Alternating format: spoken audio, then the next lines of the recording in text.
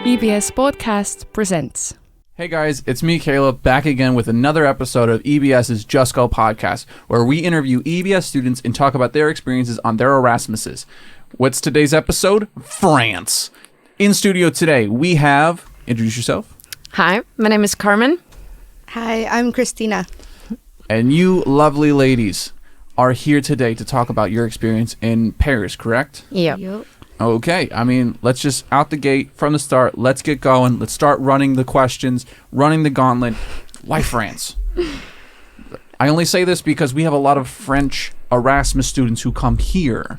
So my idea would be that there's enough French people here, you'd get the French experience. So True. Yeah. But we don't have actually a lot of our people going there. Really? Yeah, every year it's only like a few, like 2 or 1, like to Paris. But overall to France it's usually like 3 or 4 max. Okay. And so you guys were the only ones? We were the only ones in Paris. Yeah, But I think from Estonia. yeah, but at the same semester I have a friend who was in the south France. Mm-hmm. So his like experience was a bit different compared to our I'm so sorry. His experience was totally different compared to our one, but otherwise, yeah. Yeah, for me, like, to be honest, initially, I didn't really want to go to France. My first choice was Barcelona. I wanted the heat, run away from Spain. Estonia, the cold. But then in the end, like, it worked out perfectly fine and I really enjoyed it. But I would say, like, now if France was my first choice, it would definitely be because of language. Like, I want to practice my French. Okay. And then also the culture, like, immerse myself with the locals. That was the vibe. Yeah. Was there we gotta talk about the school first, because some people won't listen to the whole podcast, and that's fine. Let's go to school. Where'd you guys go to school there? Okay. Well, I can start. Yeah. I chose my school just based off the location. It was like 400 meters from the Eiffel Tower. So on the 4th floor of my school, you could literally see it, and it was super, super nice. And it was like a private business school. The name is ESCE, International Business School, if I'm correct. We are not doing them good justice, by the way. Yeah. Yeah, for me, I'm not going to pronounce it right either because I always mispronounced it over there, but it's ISEG. ISEG. Okay. It's in La Défense. I basically chose it according to the courses. Like, I chose the school that had, like, the most marketing courses because that's my major. Okay. And, like, that interested me. That's kind of how I think it is so cool that we have both you guys in studio right now because based off that, you guys picked vastly different schools for vastly different reasons. Yeah, I'm like this basic white girl who just goes there because, like, fashion, it's Paris, the location, Eiffel Tower. Okay, I'm here. No, but that's also a vibe, low key. True, yeah. I remember watching your Instagram stories, and it was white girl. Well, I mean, like, I had a few classes which were like later in the evening, and when I was like walking towards the metro station, I could see the Eiffel Tower, and when it lit up, I literally waited like 5 minutes or something till it's 7 p.m. or something, so I could see it like sparkling just to get that Instagram story, But to be honest, that view is breathtaking. I'm not gonna lie. Yeah, so, you never get tired of it. I mean, it's a massive pointy object. Who would? Did you guys go to it quite frequently? Like, how often did you go to the top? I didn't go there once. Yeah, me neither. I mean, Does like, that make us terrible people? Yeah, it was, well, since for safety reasons, you can go under there for free, but it's like gated, and you have to go through like security checks, and you can't have certain things in your bags, and you had to wait in line for a long time. So we didn't even do that. We just went to the park and like sit down and drink or eat. And to be honest, like, one thing they don't tell you is how busy Paris is. So there's a lot going on. Like, even underneath there, like, you're like this the whole time. Like, what's going on? There's so much. And then during the summer, it's like peak season of like tourists and everything. So it's long lines. Okay. It's always the peak season. Long lines. Yeah, it's like was it Petos Kohik? When EBS runs that place for the night. Yeah, we crowd that. Yeah, I remember I've been to Paris once or twice. Oh.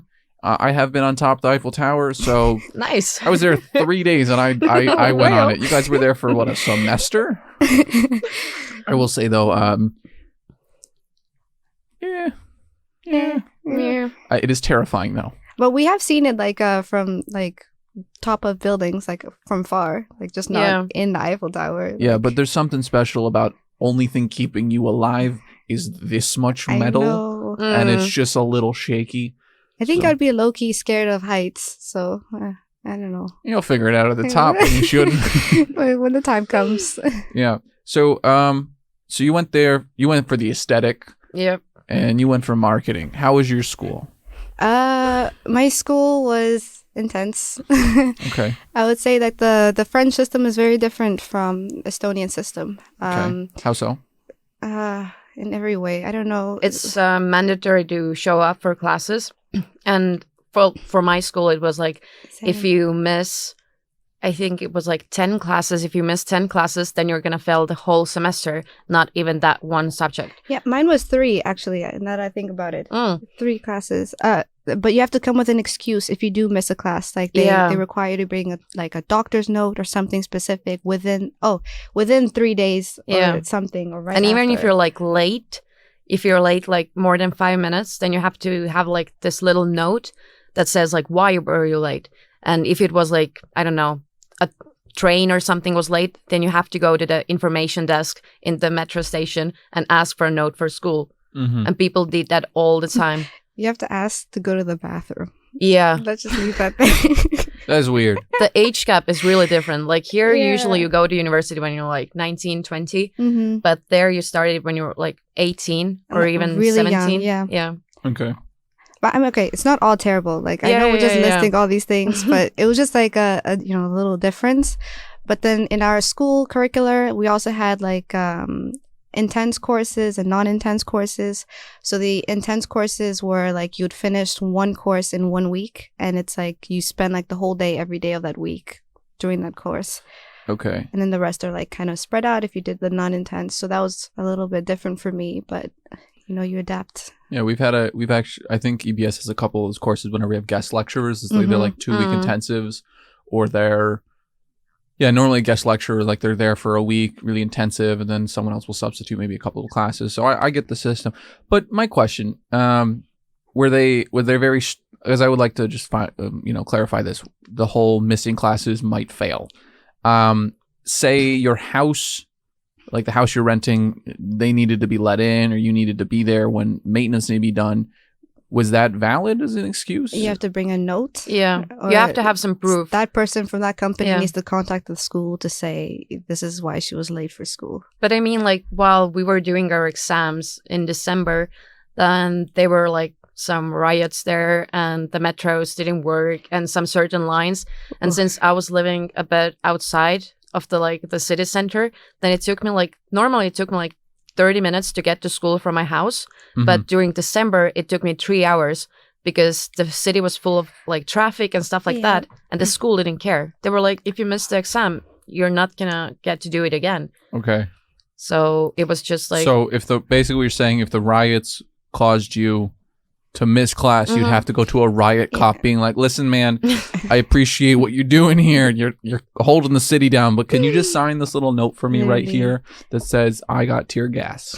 kind of, yeah. They just like it's very intense, but it's like requires you to pre-plan your plans. Like Okay. make sure if you need to be there at 4:30, make sure you're there too. Like just like I mean, if you know the circumstance, like during Yeah. the time of the riots and all that. They timed the riots? Oh no! No.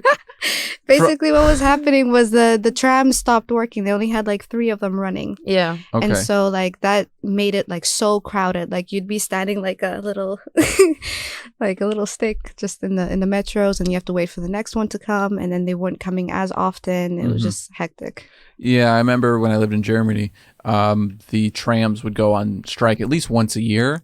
But the Germans like planned it 3 months in advance. So Yeah, they're like, yeah, on yeah. December 6th, we're not going to be active between 1 and 3. You do with that what you want with that information, but this is what we're going to do. Was it something similar to that effect as well? They planned that well?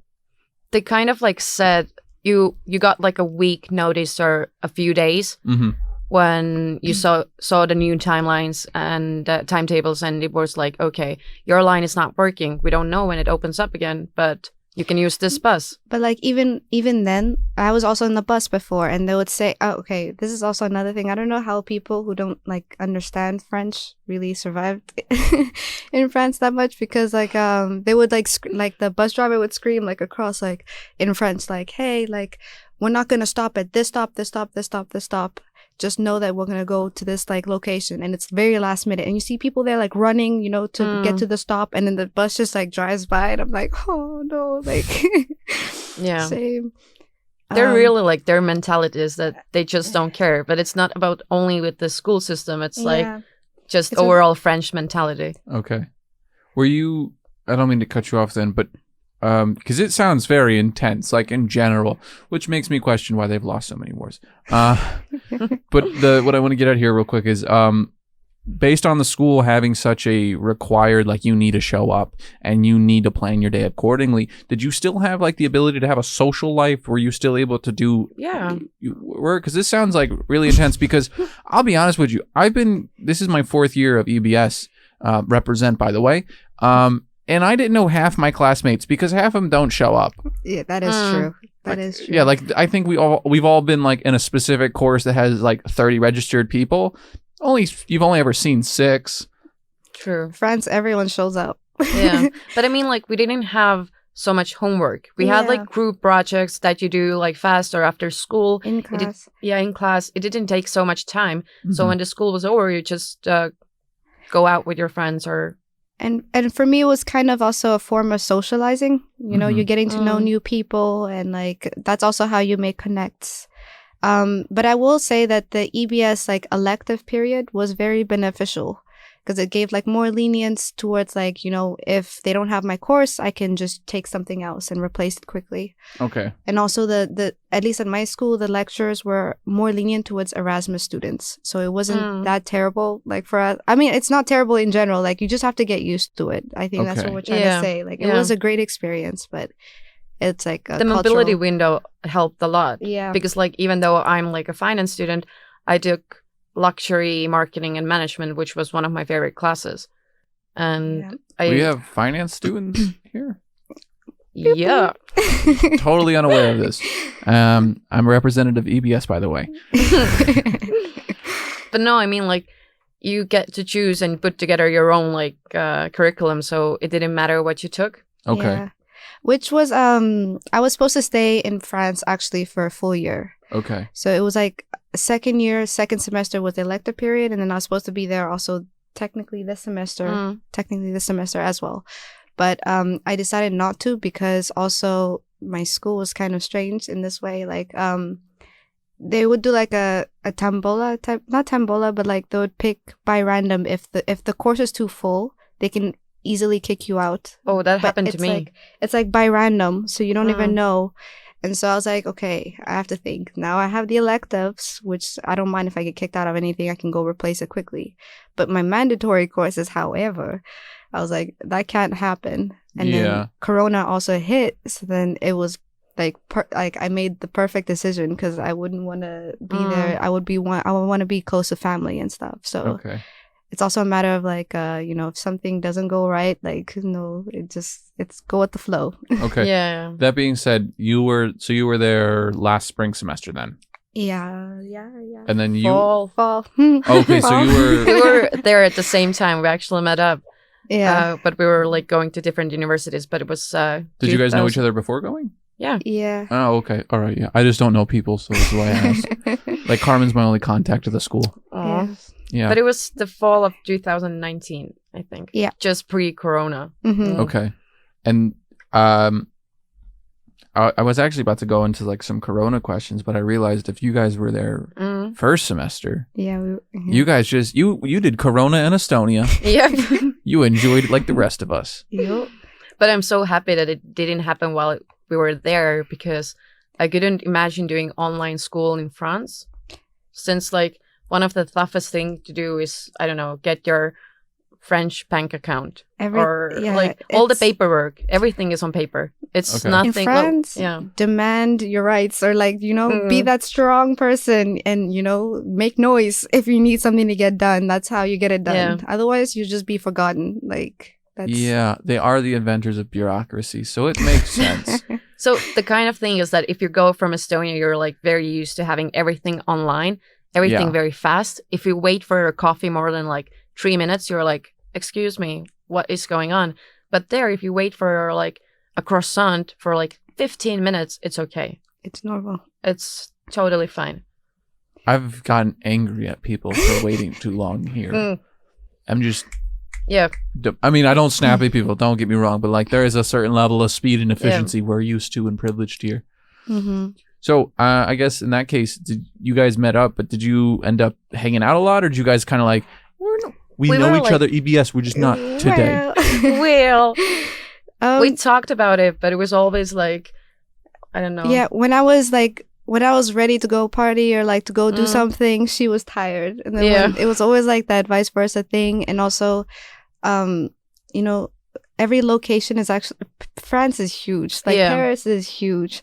It's a huge commute to, like, make your way to places and stuff. So she was, like, 2 hours away from me. And I was like, wow, okay, I have to think about this. I need to go home, eat, get ready. And then I also want to take a nap, like, but then I have to catch this, So it was a bit tough, but... You have to plan a lot. Yeah. Everything. So if you do end up wanting to go to France, like, I would recommend if you want to take a friend with you, make sure that the same school. It make it much more easier. Yeah. Than separate. But we had no hard feelings. Like, we kind of understood each other. It was very chill. It was like, okay, you can't make it today. Fine. It's fine. I'd rather be at home as well. And we just give like each other tips on like, this is what's happening. So it was okay. That sounds terrible. Oh.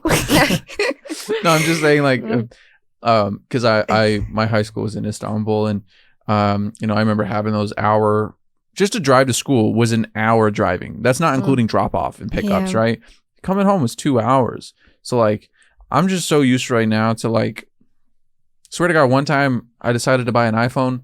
So I got out of class. I had like 2 hours off. So I drove all the way down to Copley to pick it up and then drive all the way back on a scooter. And I had like 45 minutes to kill. So I got lunch as well. It's just so efficient. And that reminds me too much of high school and being like, I don't want to sit on a bus. But you know what?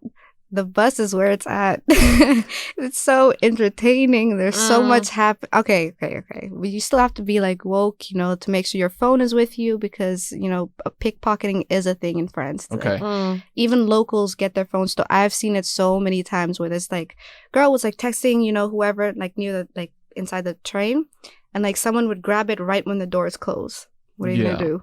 So like, of course, still be like mindful of like your what's happening, but then also embrace what's happening because like people come in and they do like their little acts or like just hearing people's stories or I don't know, just enjoy the ride as well. Okay. I remember like a lot of people told me before I went that you have to be careful. It's very, very like the crime is huge. You have to be very careful. And I was like, nah, it's not gonna be that bad. Me. I'm like, ugh.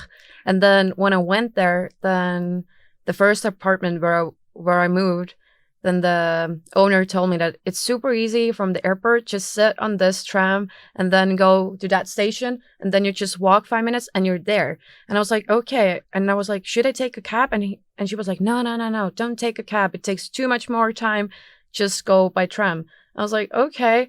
And I had my suitcase. I had cash in there. I had like my computer, my camera here, and my phone, my headphones, and I was just walking like this. And I was like, okay, now, never ever again. I go to Paris, everything is like this. Literally. You keep that on lockdown. Yeah. That was some Gucci stuff you did there. Just like flashing everyone. You taunted the I'm thieves. here. Yeah. Carmen arrived. Would you like something? Okay. Do you guys feel that because I guess you lived in different parts of the city, you went to different schools, you guys experience a different part of Paris then? Okay. Housing is another thing. So I didn't pre-plan my housing. If you are going to France, I recommend you pre-plan and you take advantage of those brochures they give you that say the deadline. Like, be the first person to apply for those things. I took my time. I was like, that's fine. I'll do it. But they go by really fast. So the huge issue was that you can't trust a lot of people. Like there are a lot of scammers. Mm-hmm. Yeah. And the way they catch you is like they ask you to send a deposit before you even see the house or get a contract. Mm-hmm. And they're really good at convincing you. Like at some point I was also convinced, but I was like, nah, I'm a business student. Like I go to EBS, I know better. No, I'm joking. But yeah, so it's that type of thing. So I ended up living in 3 different locations during my 5 months period, which is a lot. It's like every 14 days you're like, what, I'm done with this. I need a new location. But funny thing is, like, once I moved back like to Estonia and I started talking to like my friends and stuff, like a lot of people actually were in the same situation, but we didn't really talk about it because we were like more in the moment. But one thing about Paris is that each location is very different. So like, I would say that I got more of a cultural experience. So like I spent time in Biancourt. It was like more of like a family-oriented place, super clean, and like you just saw like a lot of parks and all these things.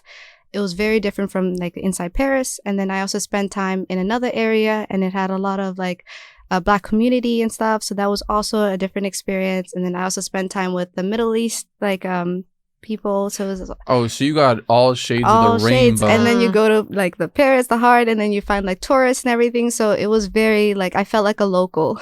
Okay.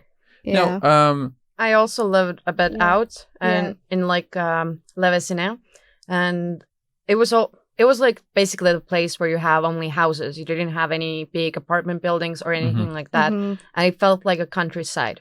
Okay. So it was very safe. It was very quiet. It was very nice. Yeah. So I'm actually happy that I ended up like living there rather than living right in the center. That's also my conclusion of it. So. So it's I guess the city is designed in a way similar to Tallinhouse because you go from one district. Like I swear to God, you can go from Kopli. So you go from Teleskivi to Kopli, 2 stops down is a different city. Yeah. And like you go from Portland to Russia like that. So but the thing is that they have way more like different nationalities there. Okay. In Estonia, it's just like same people, just different location. Yeah. But I guess then it being more international than Estonia is, these communities are really clumped together. As you said, you spend time in the white areas, the African areas, and the Middle Eastern areas. Yeah.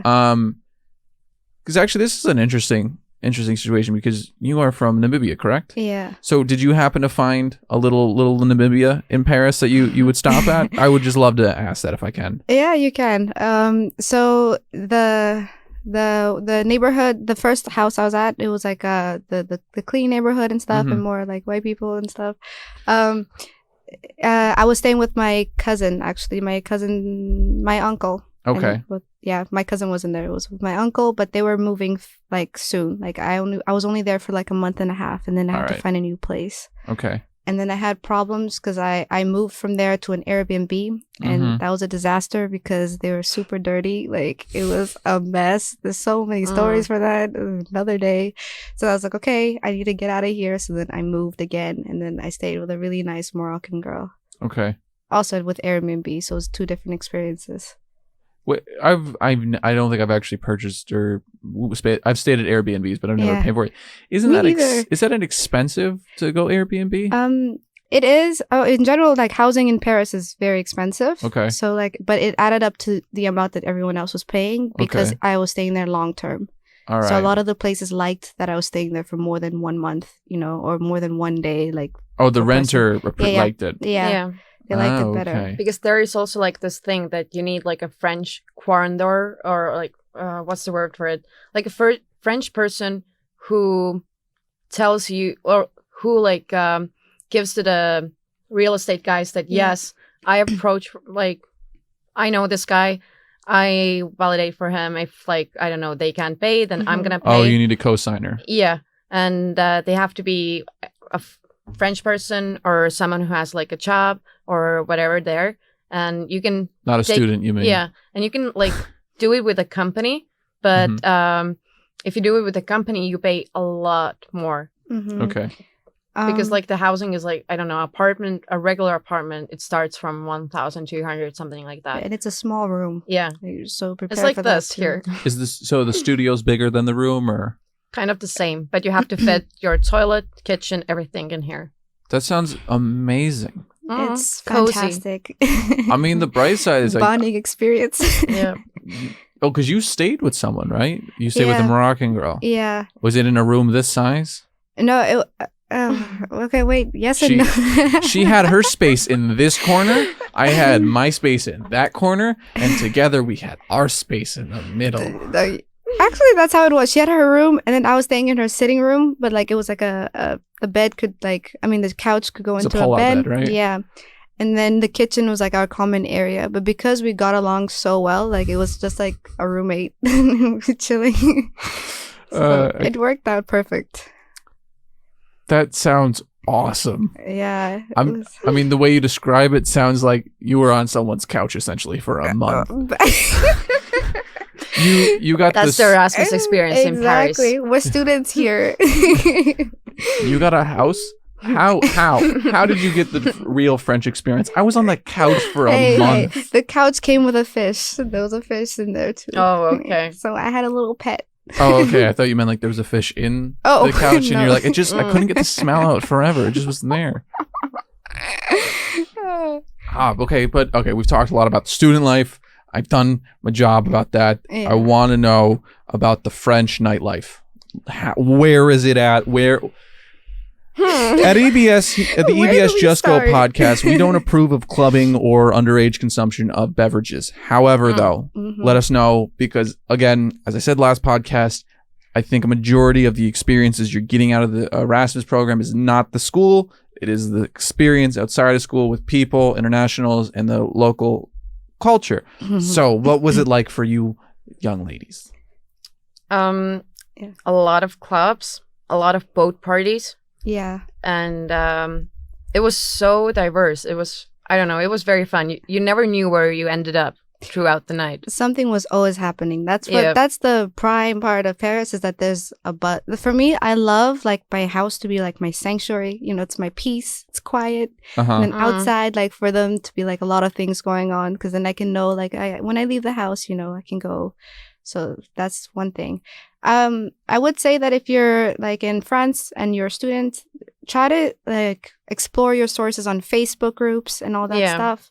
It comes through a lot. Like I met a lot of people through that. And also there's like people who are in charge of those group chats and they know more like about where to get the tickets and all these, you know, like administration. Because clubbing, like in general, can be expensive. Yeah. But if you go to like a student party, then you can find a person who's gonna hook you up with the tickets or with the drinks, whatever. But usually, I think it's a situation where you also need to bring cash, because like cards sometimes doesn't work. Like, or they will charge you. They'll say like minimum is 10 euros, and that goes to like a lot of stores in general. Like even like the small like stores where you can just tobacco stores and stuff, they require, they're like, sorry, you can't buy that item for 2 euros, 10 euros at the minimum or whatever. So you need to make sure you pay more or you have cash. Okay. Okay. So the minimum, it's like you have a minimum order, minimum price for. I think they get taxed or something. I'm not sure. Something. And then entrance fee, of course, like when you enter the clubs. And you have to dress well as well. Yeah, I've that's seen a lot huge of thing there. Like guys cannot wear sneakers. You have to make sure you're wearing dress-up shoes, and like you look smart Even though if it's like super warm outside, like it was in August, it was like 33 degrees. No shorts. I would have worn shorts. No shorts. Yeah. Wait, are we speaking to like clubs? Or are we speaking to school? Like, no, what are we talking? Clubs. We're in clubs. Yeah, I know. I'm just saying, like, okay, put it this way, Carmen. You saw how I was dressed when I showed up, right? Yep. Am I cool to go into a club? Nope. Yeah. They will literally just like look at you up and down and be like, they do that. They do that. You think you are so good. What is that? This is not Louise of a song. Oh my! How dare you? That sounds okay. You guys were saying though that you had like group chats and stuff. Was it easy then to like make friends and stuff, or is it like tight knit? Is there a good international community? Like, because I imagine that half of the club life is the friend life. So like, how was that? You know, because it sounds like it was exceptionally tough at times. Yeah. To be honest, like this was like the most out of my comfort zone I've been, because like Carmen and I didn't really hang out that often. And so like I had to make friends on my own, and so like everybody else came with like their groups already, like, you know, from their university. Oh, and then I was like the single one, like, hi. Yeah, it was very tough at first for me as well, because like I went alone and I started like the first week I didn't spend so much time with anybody. But then like at my school we had over 300 Erasmus students, but overall the school was small. It only had like 2,000 people because it was like a private business school. And that's how we met up with a lot of our school people, and we hanged out all the time. Yeah, for me, I use like the group work stuff. Like in university, like I'd always be open to talk to people and like ask questions and hey, you want to hang out? Let's go see this, like, you know, to whatever museum and stuff. So it worked out. All right. That way. That sounds. And then also when you're out, obviously you also meet people. Yeah. Well, meet some people. I met my roommate at a party because I was. It works. I also like I didn't get scammed, but I kind of did in a way. And it was like I lost my apartment where I was initially supposed to move in. And then I was so sad. I was alone in my first apartment. I was like, what am I going to do? And then I was like, okay, whatever. My school friends are going out tonight. I'm going to join them. And we went out, and then we're in this park, and I got approached by this Finnish girl. And she was like, wait, you're Estonian? And I was like, yeah, you're Finnish?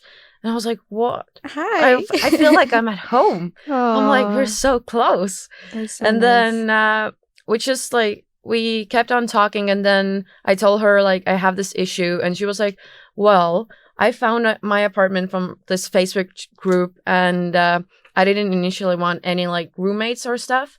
But then she was like, well, I'm open for it. And you can just stay with me for like a week or two until you find your own place. And then while I moved there, I think it was after the first night, we were like sitting together and drinking coffee, and she was like, you know what? I like you. You're okay. You want to live here?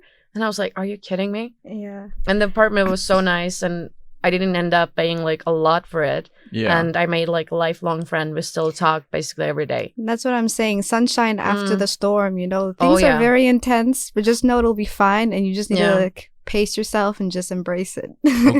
Well, I mean, it sounds like you guys had not only it sounds like you not only had the highs and lows of life in a semester, but it sounds like you just had a wonderful experience in general. With that being said, though, you now know what Paris is like, and you know what France is like, and you know what the French are like. Would you guys want to move back? Are you planning to go back? Not just to visit, but like a long term, like maybe do your master's there, or get a job there, or marry a French man, or you know, I imagine other French activities are baking baguettes or making your own wine. You know, you guys thinking more French thoughts? I mean, I don't know if I would do my master's there or if I would like to study there, because our school system is a bit more organized, and I guess I'm more comfortable with that. It's in a like sense, you can ask your questions and you'll get one right away. There, it's like a mission. Like you need to be on top of it every day, like harassing them. Yeah, but the French people know how to eat and how to like relax. Yeah, and just like chill. Some wine, baguettes. Yeah, I would go there just for that and live there. Define course. Eat. I mean, like. I'm sorry. Are snails? You? No, I mean like not like the food part, but they literally spend the most time while they're like at lunch or breakfast or dinners, and they put a lot of effort. Yeah, I'm not gonna lie. Because I thought you were about to say that, you know, the food was way better there or something, and like dish your home nation, home's country. You'd be like, oh no, you're down for that Bettyverse. You know what I mean? Yeah. No, but the food there is good as well. Okay. Like I'm really into French cuisine. Yeah. But it's also a bit expensive for a student to go out every night because it's like, I don't know, the menu starts from 15 or 10 euros. Even very like expensive. If you want fast food, you end up paying like 20 euros for a meal. And if you know a local friend, they can show you around because you buy your vegetables at a different spot, your meat and certain. Okay. And so like, but also I recommend you invite people over and you just drink wine, have some cheese if you want. It was also really nice. But wine and cheese. How much of your diet consisted of just wine and cheese? a lot. A lot. A lot. It was like coffee, wine, cheese. I abused bread. it. I'm not gonna lie. That's it. I was living the French life. Yeah. Oh my god, it just sounds like in my head I'm envisioning like you're like, oh, we go. You're like, well, we went to one store for the grocery, another store for the meat, and then we just bought a pound of cheese. But it's true. It's not even just one cheese. They have like a million cheeses. Yeah. So you have time. 5 months is a long time. And then you have breaks in between the stores to just like chill. You open your wine and then you're like, okay, but we need these things as well. And then you go like to do that. She knows it. Everything takes so much time there, but you end up enjoying it. Yeah. So yeah. But fast it's like life. the same thing. One thing what was a bit hard at first was group projects. I don't know if you do it only with international people, then they're all there like, yeah, I want to study. Yeah. But with French people, after 5 minutes, okay, we need a coffee break. Then after that, that's an another issue. one. Then someone wants to go outside and breathe fresh air. Then I don't know. Fresh air. Yep. And then it's like the French culture, you know? Yeah. And then it's like, But for okay. me, it wasn't just French people. It was all cultures in general because it was Well, very true, international. But yeah, I feel you on It that. was so hard to work together. Like, imagine being in the same group with a German, Italian, and a French person. Everyone works differently. And then the German just ends up doing everything. And you're like, okay, thank you. But Efficiency. Yep. yeah. To answer your question, I would not move to Paris to live. It's a little too intense for me, but it was a very nice experience. Okay. And I would visit often, but I wouldn't live there. I would move to south of France. Yeah. Not Paris at all. Yeah. Like Paris it's for tourists. It's not a place you want to live if you don't It's just not the real France. no. Mhm. Uh-uh. Well, I actually got the time warning not too long ago, so it's the part where we kind of gotta wrap it up. Sadly, Okay. I really do Aw. appreciate you guys taking the time out of your day to come sit down and have this discussion with me because, not to be like that guy, but I actually have had people come up to me and they have said like your podcast actually helped me pick the country I was gonna Aw, go to. yeah. So, guys, if you're watching this and you know these beautiful women, please make sure you tell them, hey, you helped me choose France or choose Paris or wherever they choose within France. Mhm. With that being said, though, we're gonna get to the final words in a minute. But what's some advice you would give someone like if you walked in and you didn't before your experience, right? You walk in, you got off the plane, and if some magic genie could come down and tell you one thing, that now you would be that genie, like you would tell them, like it's like you need to know this. What's the one thing you would tell them? Well, Where do we start? okay, well, the housing is obvious. Like, Yeah. make sure you plan that before and don't, pay your deposit before you get the contract or visit the house, and be careful with like who you contact. Airbnb was very safe. Like, when I had to move, like they had my back to move. Okay. And the because you know student housing is situation. nice as well. But the thing is that you have to register very fast. When they open up their registration, Yeah. then just go for it. Right away. Because otherwise you're going to miss your spot. Okay. And then just to be mindful with your items, especially if you're going to Paris, like make sure like you're not too Mhm. flashy, and also like when you're in the center, don't act like a foreigner because they target you. Yeah. So like Yeah. don't be like hi, like and like be super loud, like try to be low key. You just got to be careful. It's not as bad as people think, but like a lot of crime goes on. Okay. But like I didn't get robbed. I don't think you Yeah. got robbed, but No, I didn't. have a lot of friends who did. Mhm. But still, if you're just careful and you have your things in order, then you're going to be fine. You said Yeah. you said don't look like a foreigner. So is it like assume that you should be wearing a beret at all times? No, that's one thing that foreigners do. yeah, it is.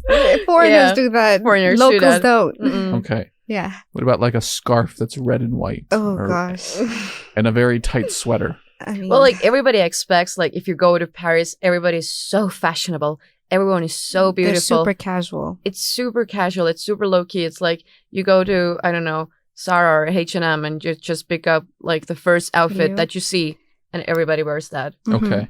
Alrighty. But not to the club. Yeah, No. not to the club. So the club is where you need to look professional, Yep. but the school is like, Yeah. Mm, do you even need to wear shoes at that point? If it's so casual. yeah.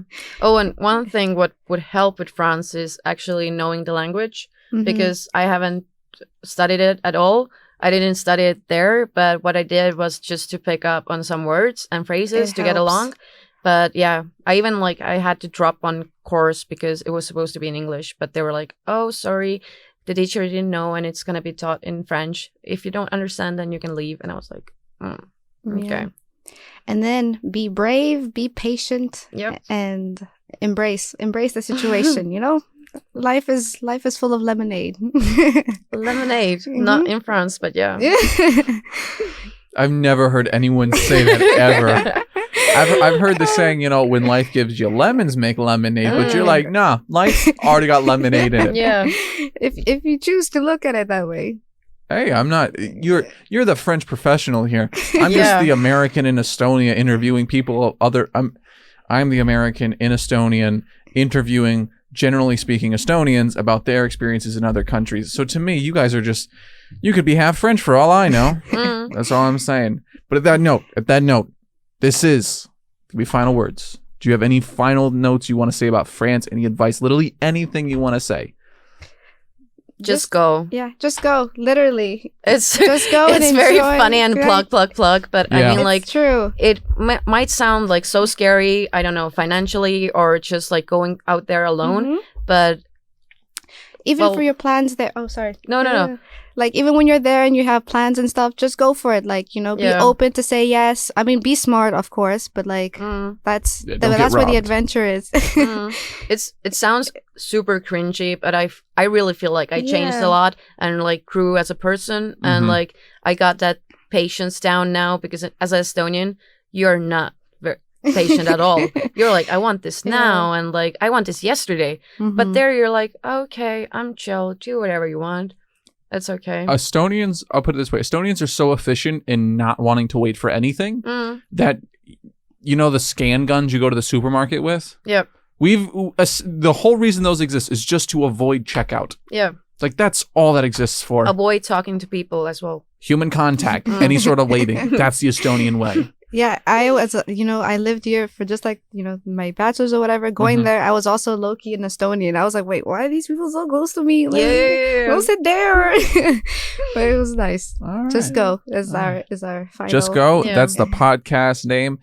If people have any questions and would like to talk to you further about your experiences in France, because obviously we cannot cover everything in this podcast. Yes, How can they true. get a hold of you? How can they reach you? You got Facebook, Instagram, Telegram, Twitter, VK, WeChat. Are you under some underground All of forums, them. Yeah. All of Reddit, the above. 4chan? All right, but seriously, how can people get a hold of you if they want to ask you a question? Just on Facebook, Karmen-Kotter, or Okay. on Instagram, Karmen-Maria. It doesn't matter.